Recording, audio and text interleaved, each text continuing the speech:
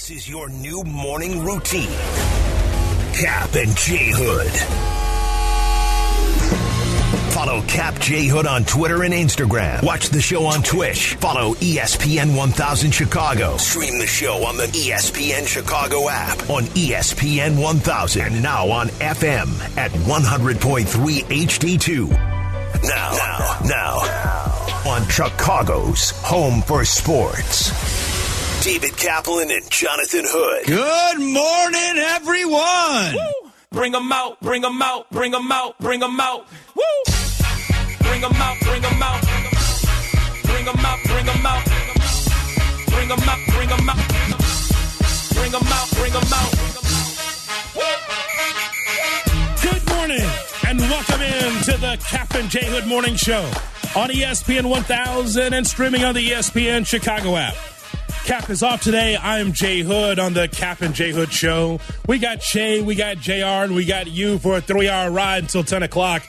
Open phone lines for you as always at 312-332-ESPN, 332-3776 is our phone number, saying good morning to our Twitch viewers as well, twitch.tv/ESPN 1000 Chicago. As always, thanks so much for keeping the conversation going all day long on Twitch, in which you can watch the show there. Hit me up on Instagram as well, IG J Hood, tweet J Hood on Twitter. This is the day, my friends. June 30th. Couldn't wait for this day to get started. And the reason why is because it's NBA free agency. The drama. All the concern and the question marks. NBA free agency. Who's going to go where? Bulls fans, I want to talk to you just for a moment about where we are here this morning when it comes to NBA free agency. So Zach Lavine's going to sign with the Bulls, right? Right? We sure? How good do you feel about this Bulls team this morning? Are you sea red? Are you lukewarm? Are you cold? Because, my friends, tonight is tonight, officially for NBA free agency.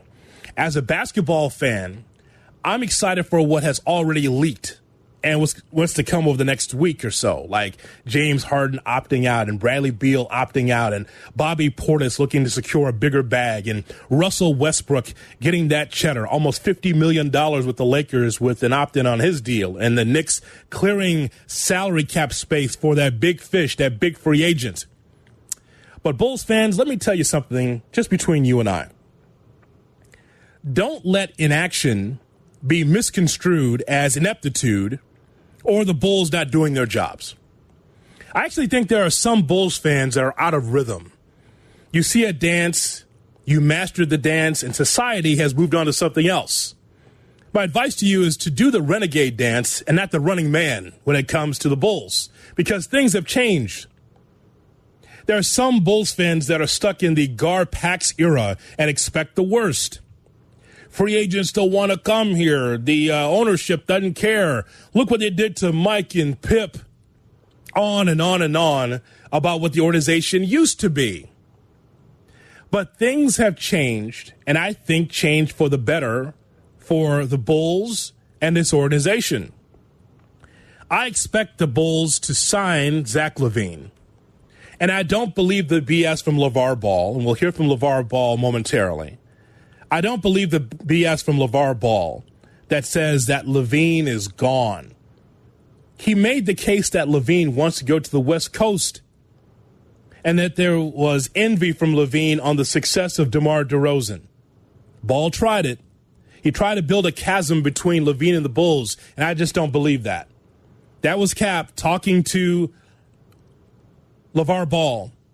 And LeVar was saying, oh, there's no doubt that he's out of here, that he's gone. Now, here's the thing. The door may be ajar for Zach Lavine to leave. Sure, this is why it's called free agency. But you think about the teams that he could go to. If it does happen, by the way, I would not be shocked because it is sports after all. And the unpredictability of the NBA free agency period is unmatched, quite frankly.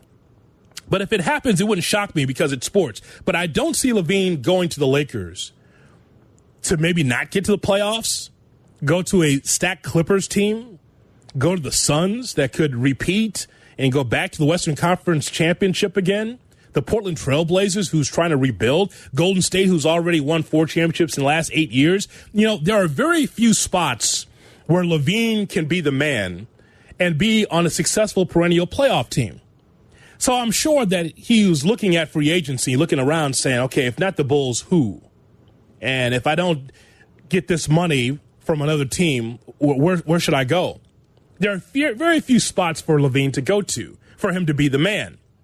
I want to make sure it's very clear. It's Zach Lavine's team. Danny Zetterman and I went back and forth, round and round this past season about whose team it is. Is it Zach Lavine's team? Is it DeMar DeRozan's team? It's Zach Lavine's team because Zach was here when the team was bad. And now he's part of a team in which the arrow's pointing up. So it's Zach Lavine's team. But if he wanted to leave, would he want to be a second, third, or maybe fourth banana on a good team and not get paid as much? Because ultimately, a lot of these young players are trying to chase the legacy. They want a championship. Listen, you and I both know that athletes are very well paid, especially in the NBA. And so because of that, they already have their generational wealth. They already have their 1 or 2 homes. They already have what they want. But they want a championship. They look at Reggie Miller and Charles Barkley as less than because they didn't win a championship. And so when I look at what's happening with Zach Lavine, I think he sees Chicago as his city, and he's going to cash in and lead this team. Because while this contract's going on, DeMar DeRozan may not be here in a couple of years. He is the oldest player on the team, by the way. But I don't believe what LeVar Ball is saying when he talks about how there is issues between Lavine and DeRozan. The team, just kind of like the White Sox, were in and out of the lineup, whether it was COVID or injury. So it was hard to get a good rhythm. So what we saw, I thought, was pretty good. I want you to look at it this way.